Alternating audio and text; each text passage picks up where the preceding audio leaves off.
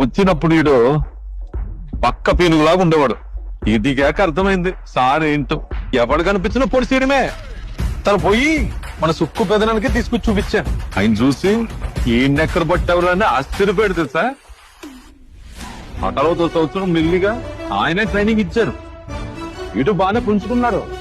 నేను ట్రైనింగ్ అయిపోయి వచ్చేటప్పటికి ఆ టెంట్ తనం అంతా పోయి మన గుళ్ళ నందిలా కనిపించేవాడు. వీడు మంచి కాక మీద ఉన్నాడు కదా, ఊటిలో తింటేద్దామని తెచ్చారే. ఆ సంక్రాంతికి కుర్రోళ్ళంతా ఎక్కించుకొని వ్యాన్ లో బయలుదేరాను. 3 ఏళ్ళకి మొదటి పోటీ ఆడి ఆసారి సంక్రాంతికి మొదలెట్టినోడు ఒక్క చోట కూడా ఓడిపోలేదు. అన్నిట్లో కొడతానే ఉన్నాడు. వీడికి అస్సలు భయం లేదు. సుప్పు ప్రగానం మొదటే దక్కేశాడు. ఆ రోజు ఎంట్రీకి అక్కడ వాళ్ళు అనౌన్స్మెంట్ అసలు కొట్టేశారు. వీడికి ఇచ్చిన బిల్డప్ చూసి కుర్రాళ్ళందరూ ఎలాగైనా ఈసారి ఇది పడగొట్టాలని కాదు లేదు. నేను